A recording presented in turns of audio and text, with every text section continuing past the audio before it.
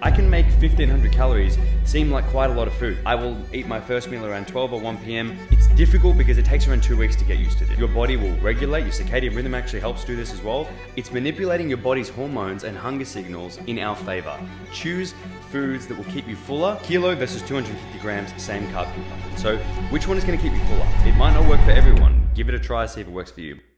These are my personal hacks that I use to make fat loss easier. So by this, it might not work for everyone. Give it a try, see if it works for you. But the first one is fasting. Now, I consider fasting to be a little dieting hack because it allows me to eat the same amount of calories in a smaller eating window. So I will eat my first meal around 12 or 1 p.m, have my last one whenever. I don't really care about it. It's mainly that morning that I find the benefits. Now, the reason is because I've found with myself, if I have breakfast or if I don't have breakfast, over time, I don't really notice the difference in my hunger levels. So it's difficult because it takes around 2 weeks to get used to this. So the first couple of days, if you try to push out your breakfast, you're gonna be pretty hungry and it's gonna fucking suck.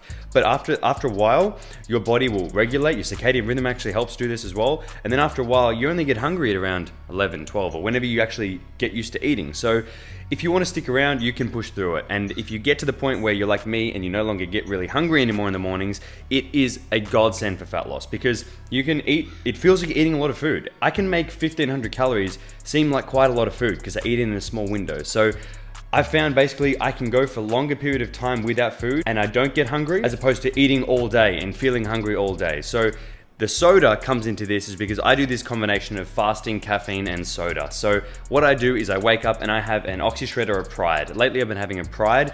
That's my caffeinated pre-workout, about 150 milligrams of caffeine. Caffeine itself is an appetite suppressant too, so these work hand in hand. Now, after my caffeine, I will have soda. Soda water, I've got it on tap. It's just the best investment I've ever made, and I just smash soda water because that's a feeling of like the bubbles and fullness. If you have a hot black coffee and then a soda water, I swear it feels like you've eaten a meal. So I do that in the mornings and then I'm pretty much good to go until like 12 or 1 p.m. Now, some people go, oh, but you had 5 calories, so it's not really fast. So I don't give a fuck about that because I'm really concerned about eating my main meal. So I don't care if I break my fast and have like 10 calories, if it's in a, bit of flavoring, stevia, whatever. Don't really care about that. In terms of fat loss, not gonna make a difference. Now, the mechanism of the hunger is actually quite interesting because your ghrelin is your hunger hormone.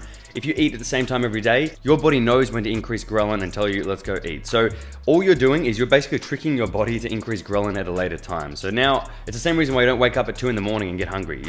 You don't. But if you ate at 2 in the morning every single day for a long enough time, maybe 2-4 weeks, you would get hungry at that time. So it's manipulating your body's hormones and hunger signals in our favor. For me, I don't want to wake up and get hungry and then I run out of calories. I want to get hungry at around 1.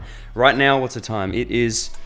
Right now it's 12:50 p.m. Haven't eaten a single thing all day and I'm perfectly fine doing that. It makes life a lot easier. And we'll be right back to the video. Just a quick message from the sponsor of today's video, my brand, Slouch Potato. Guys, Slouch Potato is the comfiest clothes you can possibly wear at home. It'll make your experience right now that much better. So you guys can use the code YouTube for 15% off. These are honestly amazing. Stretchy, soft, comfy, so good. Anyway, back to the video. Fat loss hack number 2 is using high volume, low calorie foods, mainly in the form of carbs. So with protein and fats, you don't really have too much choice because they're as dense as they are dense, but carbohydrates, a lot of variability in the density and the calories in there. So for example, if you have 250 gram bag of rice, small, like that's probably 1 serve of rice for me, around 80 grams of carbs in that. Compare that to a kilo of charisma potatoes, which is low carb potatoes in Australia, or a kilo of pumpkin.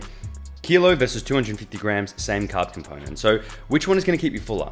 Probably the one that weighs 4 times the amount. So when my diets get really kind of low calorie, and when I'm giving diets to my clients as well, a little plug for that, if you guys wanna sign up, the link is below, personal meal plan and workout program.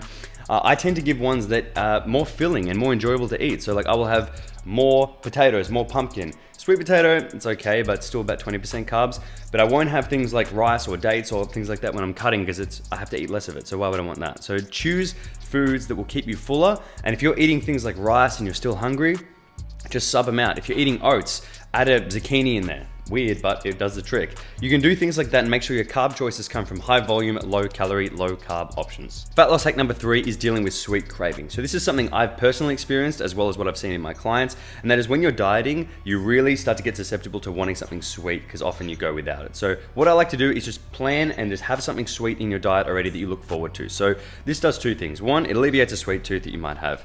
Secondly, it keeps you consistent with your daily diet because you have something to look forward to. So for me, it's as simple as a dessert before before bed that's sweet, and that's the last little bit I look forward to in the day. So what I'll have is either protein ice cream. In summer, I like this because it's cold. It's 200 grams of frozen berries, a scoop of whey protein, Oxy is the goat, and then a little bit of almond milk. Blend that up, you've got some nice protein ice cream. Another one is just a protein yogurt, which I'll have, it's pretty straightforward. Yogurt, I'll have some fruit in there, some protein too, a little bit of honey, maybe a tiny bit of granola. Great. And I'll work those into my macros to make sure I've got something sweet that I look forward to at the end of the day. If you don't have any calories left and you just want something sweet, I highly recommend EHP's Oxy Sleep Hot Chocolate. It's a low-calorie hot chocolate. It's got some like relaxants in there too.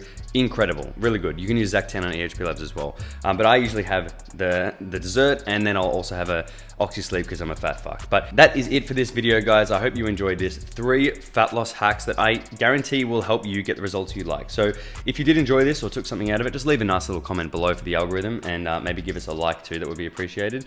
And if you haven't subscribed to the channel, now is your sign to do so. But that is it from me, guys. I hope you enjoyed this. You guys know what to do. Stay shredded. Slide into your DMs in the PM and the AM. Then I slide into your feelings when you see just what I'm saying.